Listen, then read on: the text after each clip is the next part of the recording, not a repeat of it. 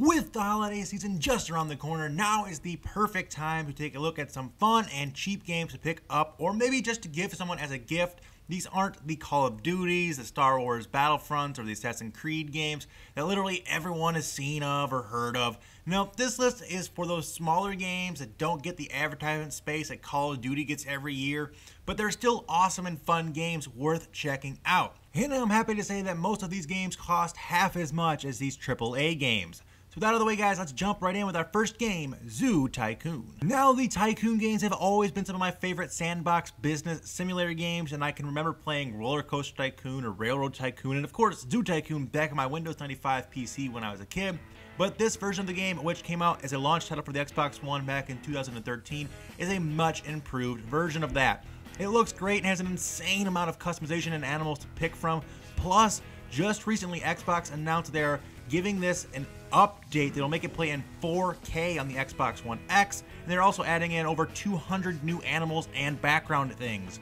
So now is the perfect time to pick up this game, and it goes for around $20 at GameStop, but I've seen copies of it going for $10 to $15 on eBay.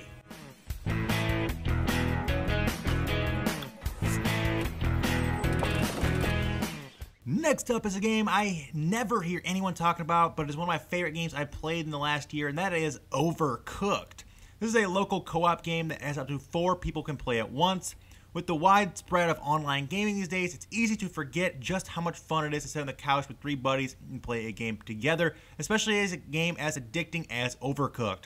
Its simple premise of cooking food as a team seems easy enough, but things quickly get hectic and out of control, and it's this off-the-rails craziness that makes the game so much fun. If you're looking for a couch multiplayer game, then look no further. You can pick up a copy of Overcooked for around $20 on Amazon, so it's not only fun, but very cheap as well. A game that came out a few years back and went mostly unnoticed is Broken Sword 5: The Serpent's Curse. And that is a shame because this game is an awesome point-and-click adventure puzzle game. You don't see many games like this these days, with everything being a first-person shooter Call of Duty knockoff or something like that, but I'm glad that Revolution Software went against the grain here and made this game. This game is perfect for anyone looking for any kind of story-driven mystery game. Unfortunately, it never got a physical release in the United States, so if you want an actual disc, you're going to have to import it from Europe, or you can simply download it from the Xbox Live Marketplace for around $20. Senor.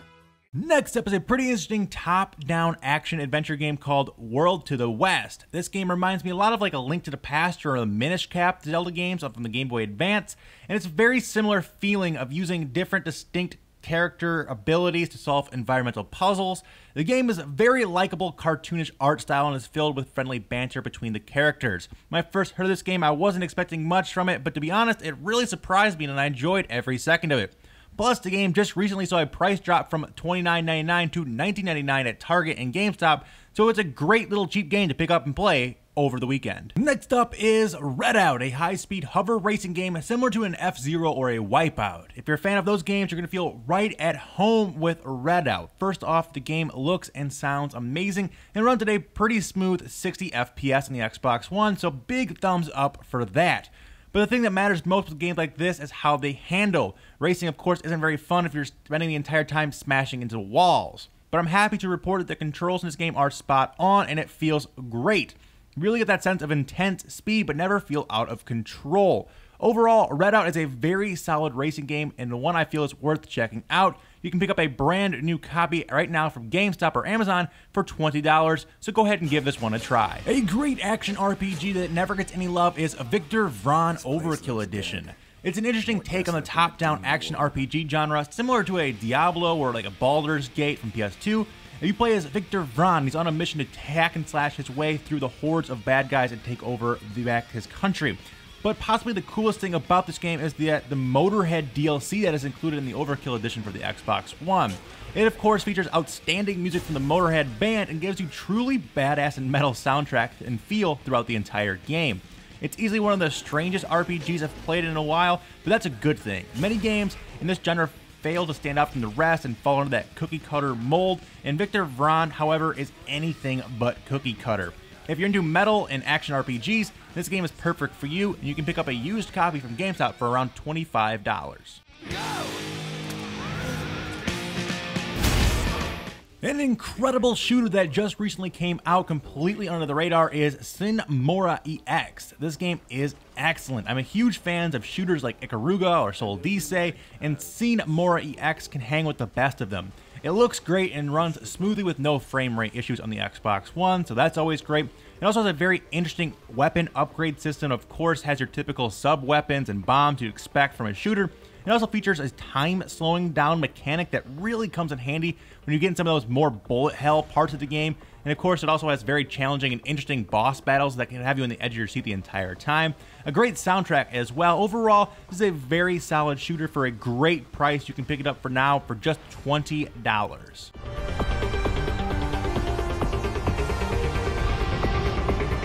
Another game that just recently came out with little to no hype around it for whatever reason was Raid World War II, which is a follow-up to the very popular Payday 2 by 505 Games.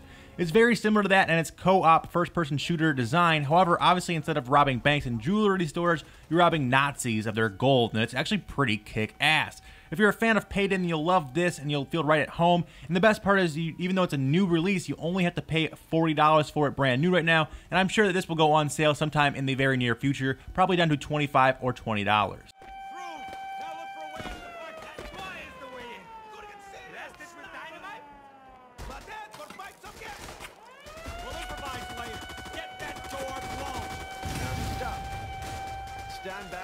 One of the strangest but most interesting games I played this year was The Town of Light. It's a psychological horror game based around the memories of a little girl who was sent to a mental institution in Italy during World War II. The plot is loosely based on a true story, as that mental hospital actually exists in real life, and they even go as far to give you real life pictures of it as a bonus item inside of the case.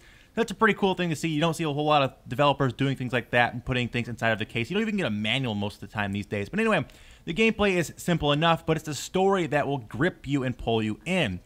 It will have you questioning your own sanity at times, and it really captures the horrors of a 1940s mental hospital. If you're into horror games or just deep stories that'll make you think, then I highly recommend giving this game a play. It's a quick 4 to 5 hour playthrough, but it's still worth it, and it's pretty cheap. You can pick a copy up now used for under $20 at GameStop or on Amazon. Desperation.